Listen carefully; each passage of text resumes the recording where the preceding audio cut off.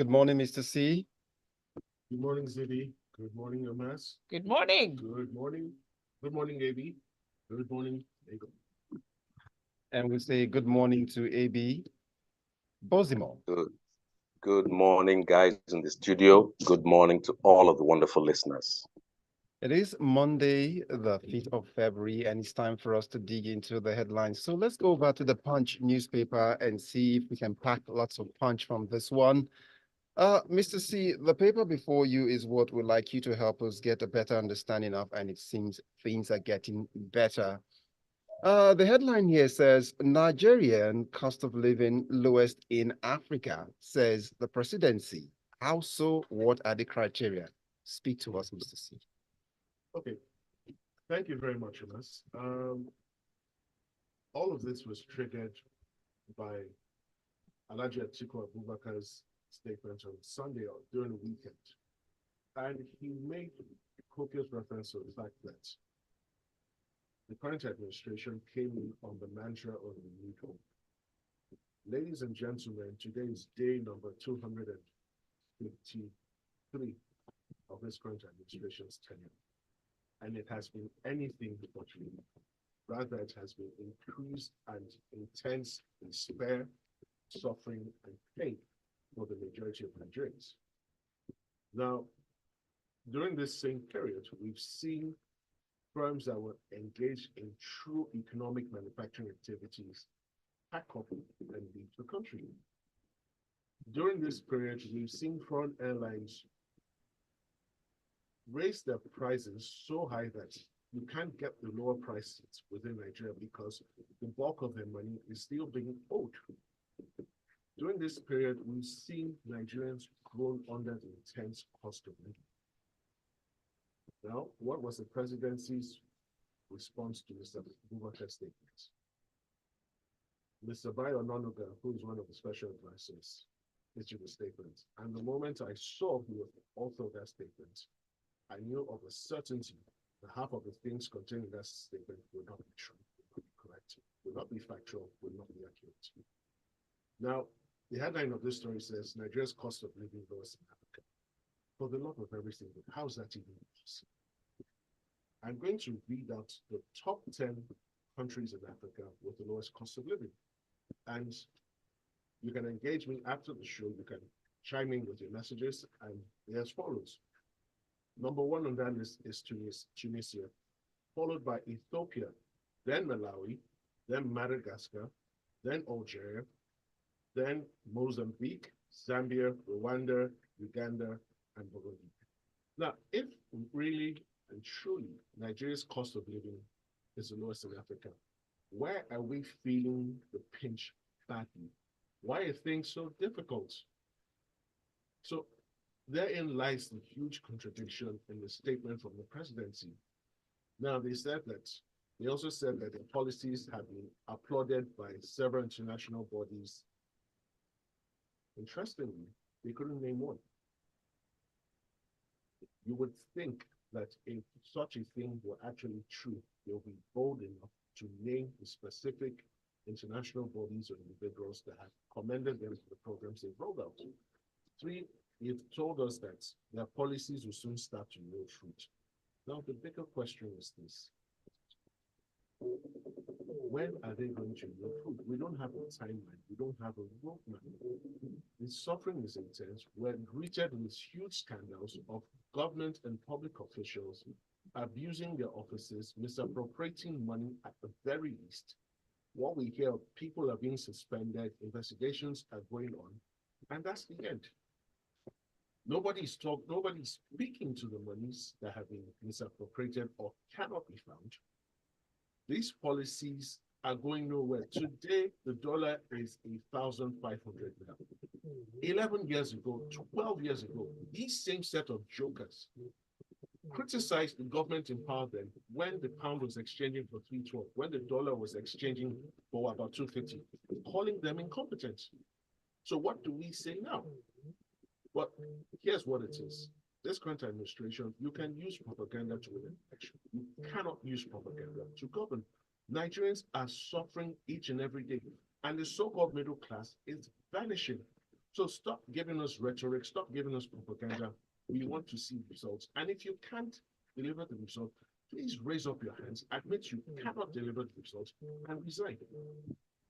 Abby, do you want to add something to that? Yes, please. Now, when we talk of lowest cost of living, I actually have to ask who cares?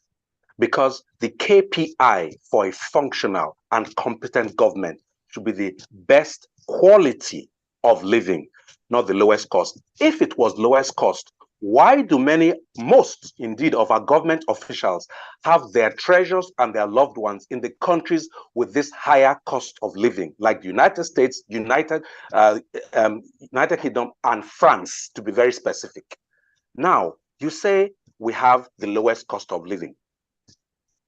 Already, Google has disproved that that is patently false. But beyond that, you're talking about how foreign bodies are lauding you.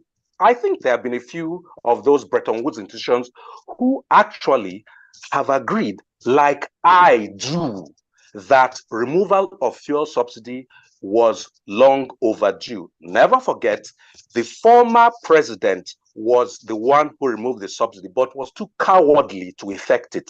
This new president had the balls to do it, albeit 1 month ahead of time, he did it. Tinubu did not remove subsidy. However, you guys in the studio are seasoned broadcasters. If I sat down on that mic like you, I would fail miserably. You are masters of your tools, your microphones, your mixers, your everything. The policy in and of itself could be excellent. In the hands of this administration, it is being fumbled badly.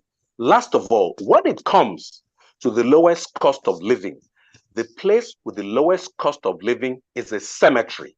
So if we're to go by Mr. Onanuga's statements, the ultimate badge of honor for this government would be a government that can take people, the maximum number of them, to the cemetery, because at that point, the lowest cost of living would be effected. I'm sorry, that statement was contemptuous.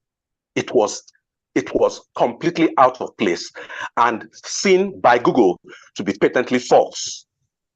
Let's stay with you some more, AB, as the headline here is for you from the Daily Trust newspaper. The NYC, that's the National Youth Service Corps, to be reformed into revenue-generating agency. That's the federal government. But cast our minds back, what the reason for why it was, have we achieved that already, that we are now moving it into a revenue-generating agency? When you talk about policy chaos, when you talk about a flailing administration, when you talk about an administration that has lost all sense of purpose and direction, you are describing it in forms of statements like this. The origin of the National Youth Service Corps was to foster unity among Nigerians. They say when the purpose of a thing is not understood, abuse is inevitable. There is nowhere, I think, and I'm not a lawyer, but I don't think right now there is a legal basis upon which the NYSC should be changed into a revenue generating agency. There are 1,001 revenue generating agencies already in existence in Nigeria. What has the current administration done to foster and improve their capacity? Even if you now say you go to the National Assembly and ask them to pass a bill, then you are entirely missing the point. And talking of NYSC, is part of this revenue to be generated going to be for the ransoms of some people who were kidnapped last year in April and have not yet been released, while this country has gone 1,400 plus strong to Dubai and gone left, right, and center around the world? Are those coppers among those who are expected to raise revenue, or am I missing something here? The NYSC is supposed to be to give youths after graduation, a chance to serve their nation, and in the process, to meet people that they might never otherwise have known, and thereby foster national unity. I experienced it. And I'm not saying some people's NYSC experiences were not troubling, but by and large, there are people I met during NYSC that I may never have known otherwise, and have remained fast, firm friends since. So please, Mr. Minister of Youth Development, focus on developing the youth. Leave the purpose of NYSC alone. Look at the youth playing in AFCON, for goodness sake.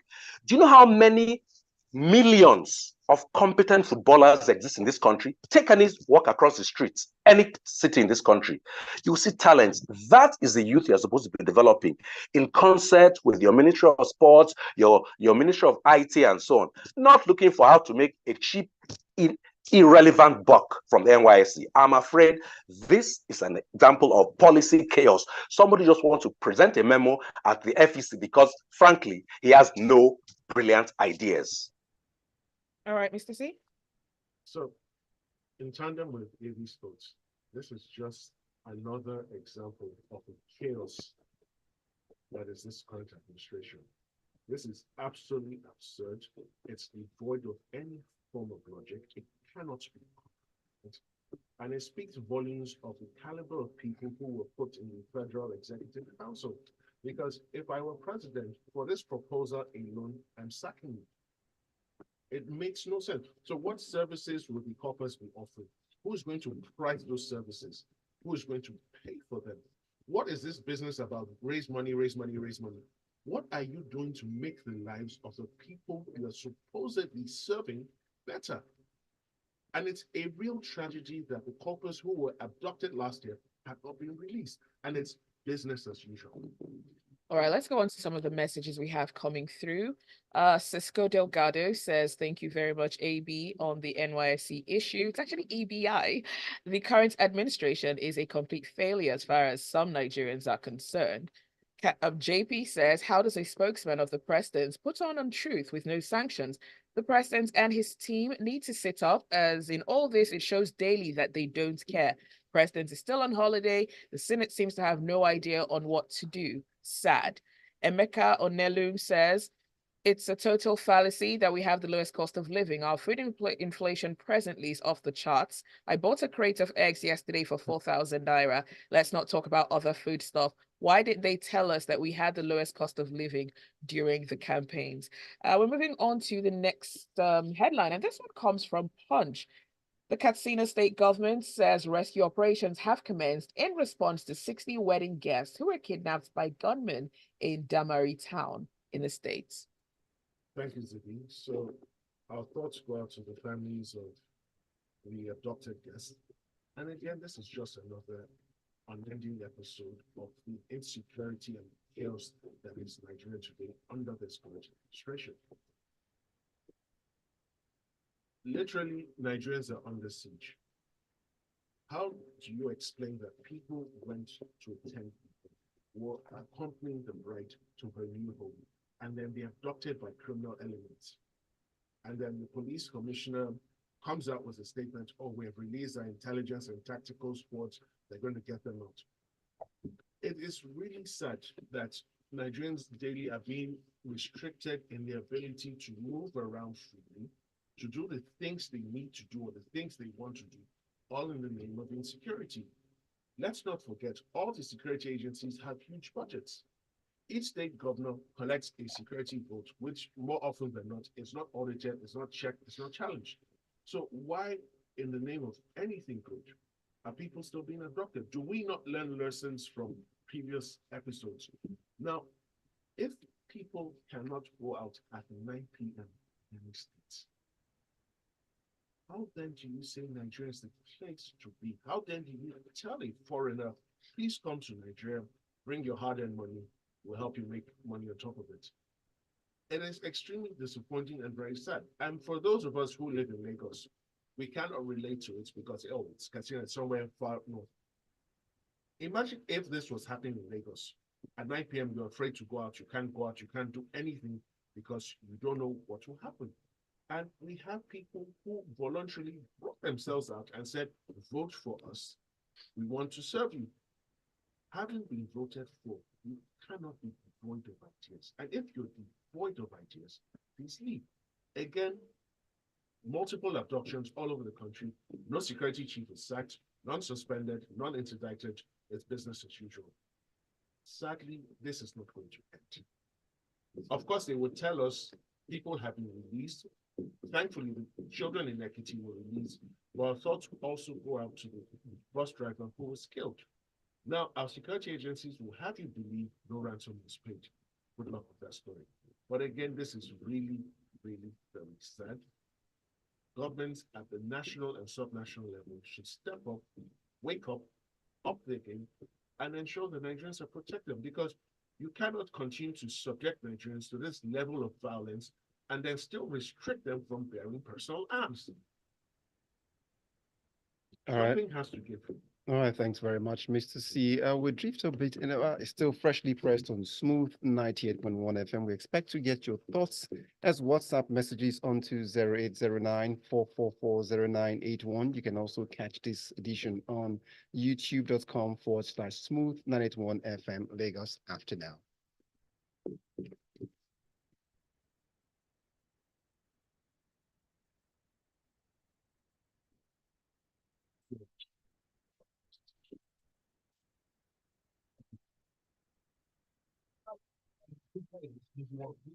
Really? Collapse the system. Wow. Watching you move, it's like listening to the body parts directed by the nation. When you walk, it is like watching a G. That's your next story. Okay. Centered by but we're going to AB now. AB is on 6. Making love to a cello at a perfect pitch. There's no consequence. Well, the congressman That's why we can be like this is just All right, we're going on. This is Johnny Drill, and you're listening to the Smooth Breakfast Show.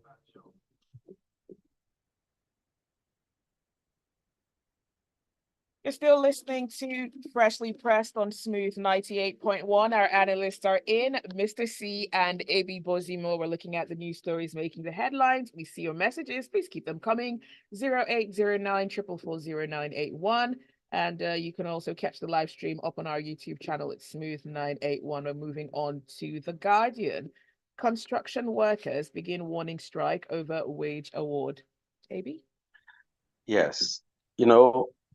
In many situations and scenarios, construction workers can look like the invisible people. The work they do, all of us live in it, travel on it, on roads, bridges, buildings, and everything.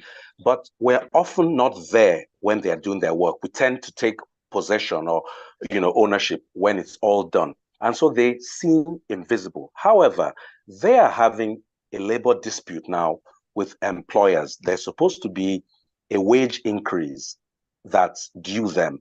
And they aver that the people who are supposed to pay them are refusing to honor the agreements and are instead taking on a confrontational approach. You would say, which many people say, which one concern me, because in our day-to-day life, you are going from one building to another and you are using finished products of construction. However, this has a potential in it to seriously affect the economy. Let me tell you why. Among the economic indicators that they have in these famous countries that have a higher cost of living than Nigeria, including America, each month they measure what they call the construction housing starts. Construction is seen as a very important indicator of an economy's health because construction employs a wide range of people across all sorts of skill levels. Think about it. Construction involves a woman selling groundnuts and gari at the project site. It involves the workers, furniture, plumbers, masons. It involves the professionals, architects, engineers. It involves the owners. It involves the banks. So there's a huge range of people who are involved in construction. When those who actually put the pipes together, those who put the blocks on top of each other, and those who put the formwork underneath the concrete, because that's the union in question, furniture and woodworkers, if they go on strike, a lot of construction stops. Construction is often tied to loans. Loans are tied to time. Time is tied to performance. Time is tied to interest. So suddenly you have this increasing spiral where projects can be jeopardized. Yes, you have insurance, you have what they call it, you have the recourse in construction industry to what is called something where a project goes wrong through no fault of yours, act of God and all that. But nobody wants a construction industry that is threatened by this strike. So I would hope that the employers will take a look at many of the realities of today's world and understand that construction workers don't live in a bubble. If they were able to buy rice, a cup, 100 naira 3 months ago, and the cup of rice is 300 naira now, they clearly need more money. What it might mean now is that as architects and other professionals, we have to become sharper at our work to get you what you need more efficiently at better cost. But everybody has to sit up, and you must address those construction workers' demands. Otherwise, we are in for a very dangerous time ahead. So we'll go over to the Vanguard newspaper, Mr. C. That's what you're looking at, and would like you to help us let there be light in this story, and let's find out if there will be light at the end of the tunnel or partly. Okay, the electricity is what it's all about. National grid restored after partial disturbance. That's what the transmission company of Nigeria is stating. But speak to us about how many times we've had to revive this Abiku power grid in this. Okay, this is the first time in the year. But can we count how many times it happened last year, and what's responsible for this? Okay, thank you, Anas. So this, like you said, this is the first time this year. Last year, I think it went down at least 7 or 8 times. Now, what is response? Now, let me address this first. The TCN is calling it a partial disturbance, not a total system failure. However, the operators seem to have a different idea altogether. And the truth of the matter is there are many participants in the Nigerian power industry, and you cannot come out with propaganda and tell it lies. It's really disappointing when a spokesperson from the TCN is coming out to tell us the partial disturbance. A number of your stations went down, and as a result, total load coming out was almost zero. Now, it was yes, zero. Was okay. Thank you, AB. You managed to get the system back online. What is it with Nigerian spokespersons, public relations officials, about an aversion for telling the truth, no matter how bad it hurts or stings? Tell the truth. Now, why do we keep having this problem? First of all, this current model we're running is inefficient, it's ineffective, and it's not feasible, even short-term, mid-term, or long-term. You cannot have a country's entire power supply on one system. The proper thing to do is to break it into smaller grids. You could have a regional grid, you could have sub-regional grids, and that way, whatever happens in one grid doesn't affect the rest of the country. When you take serious countries like the United States, like China, like Japan, like South Korea, they don't have a centralized power grid. Why we are unable to move away from this beats my understanding, beats any logical thoughts that can be attributed to it. Now, what is the way forward?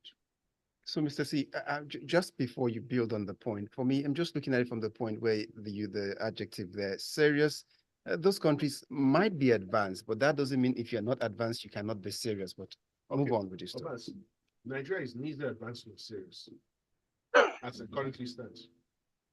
Now, how do we get away from this? Luckily, power has been moved to the concurrent list. States are now being encouraged to generate their own power, and with that, generate their own grids. With that, there will be less emphasis on less reliance on the central grid. However, what is still outstanding is there's a minimum level of funding that has to be done on an annual basis. About 2 years ago, it was estimated that we need a minimum of $10 billion invested annually in Nigeria's power industry for the next 10 years. Now, are we anywhere close to that? Certainly not. So let's brace on. Let's not fool ourselves. Let's not delude ourselves. We will continue to witness stories of future collapses in nation's transmission system. I understand AB wants to chime in just a little bit on this story. Very briefly, when I saw the headline, I was intrigued that this was seen as a partial disturbance that led to zero power output. Not just that, Mr. C has already touched on it. The idea of a national grid is anachronistic. It's old, it's dead. Last of all, this whole idea of states generating power must be taken seriously. I understand that there have been protests in Delta State in Warri, protests in River State, in Port Harcourt, because this power situation has reached a point now where nobody should keep pointing at Tinubu. It is under Tinubu's government. They gave the states the right, the license, whatever you want to call it, to generate power. We're talking about $10 billion needed per annum for power. How much have we been investing in our National Assembly? We have the money. We just have to direct it to the right place, which is away from a venal political class to productive sectors like electricity. At that point, we'll have a way forward. All right, let's look at some of the messages. JP says, up NEPA is a 50-year-old problem, tells a lot. And can't see a name here, but it says, Omas, you're cracking me up. Did you call the National Grid Abiku? Well done to the analyst. Very nice analysis this morning. Joseph Menyi says, this continuous propaganda from the government that the cost of living isn't as bad as citizens are lamenting. Just imagine the high cost of food, transportation, housing, education, but terrorism, kidnapping, and of course, the reckless handling of the economy. Emeka says 60 wedding guests abducted. Is that part of our tradition and culture? Yinka Bolu says, Mr. C, good points this morning, but it would also be good to also prefer solutions to some of these issues. Just to remind you, we have just 350,000 policemen to protect 200 million of us. While you are asking for something to give, also use your good office to encourage Nigerians like you and I to join the police. We can't manufacture robots yet for such purpose because we need huge numbers. Tayo says, everything in Nigeria is now an extreme sport. We just finished the Akiti kidnap, and now we're on to another kidnapping incident. And it's the same response from the government. Don't pay ransoms, but relatives of victims can. And therefore, government congratulates itself for doing next to nothing. Let's move on to the Daily Trust. Give your best to Nigeria, Minister tells youth. Is it not the same Minister of Youth Development, or is it a different one? Personally, he's speaking to the wrong target. The people who should be giving their best to Nigeria are those in authority and office. And I assure you, they have not been the youths. In fact, what the youths need to do is not to ape or model themselves after those who have come before. 64 years, 0 megawatts yesterday. 64 years. So even if we had done 1 megawatt per year, we should be at 64 megawatts right now. We're at 4. 1, 2, 3, 4. Watch me on YouTube. That's how many megawatts Nigeria, 220 million people has. It's not the youth's fault. I assure you, anywhere, like at AFCON, our youth show up, we perform. Even if we don't go to the final, we have shown what the youth can do. The people who have failed Nigeria are not the youths. This Minister of Youth should focus on providing with those his colleagues in the FEC the means and facilities for youth to excel in football, skiing, cricket, basketball. Anywhere our youths are, we are excellent. It's our older people who travel left and right across the world looking for what nobody sent them, and they are now telling the youth, please, the youth are not Nigeria's problem. The youth have their own problems, but those problems are relatively easy to solve. Mr. Minister, at Monday's FEC, which is today, maybe at 12 noon, talk to your colleagues about providing things for the youth to excel. Let it not be said that anytime a Nigerian leaves Nigeria, he's excellent. It's only inside Nigeria he does not seem to achieve his potential. That should be a banished concept. This is 2024. Youths, well, we shall stay with the police. Youth shall grieve for people, but let Nigeria grieve for the youths. Okay, can we read a few more messages? Yes, we can. Chimezie says, each time I listen to the show, I brace myself for everything heart-wrenching that I could hear. I also know that the headlines are not encouraging. Mr. C, I wonder how you sleep at night with All this chaos of information moving around your head. The thought of it removes sleep from your eyes and smiles from your faces. The economy does seem to be sinking, and things are getting tougher by the day. Sigh, it is well. Oluwa Sheyi says, what's with the first two stories this morning? Nigeria with the lowest cost of living and turning NYC to a revenue generating body. The president's men are all falling over themselves, lying and deceiving themselves, but many of them coming up with unbelievable ideas to raise funds for the government in an attempt to appear loyal and hardworking. Okay, and this one is from Wale. Wale says, on Mr. C's submission on power outage, I think the problem is easier to diagnose. Power is a dollar commodity and Forex is gold right now, which means all dollar USD operations and maintenance of plants are either protracted or stalled. Secondly, gas price is unaffordable for the business. The market is indebted to the Gencos. Hence, there is no motivation to continue to generate, whether you consider the NBS reports that about 30 of the 36 states are not financially viable. Then you can draw a corresponding line between that level of multidimensional poverty, inability to pay for power, and power outages. That is all the time that we have for Freshly Pressed this morning. May I just say it's a matter of priorities. If we focus the little money we have on productive sectors like power, we'd get out of it. Rather, we buy bulletproof jeeps. All right, that's it for Freshly Pressed. Thanks for listening. Thanks for your messages. And of course, special thanks to our analysts, Mr. C and AB, for joining us this morning. Mr. C, how do you cope? That is what that message said. So for everyone listening, actually,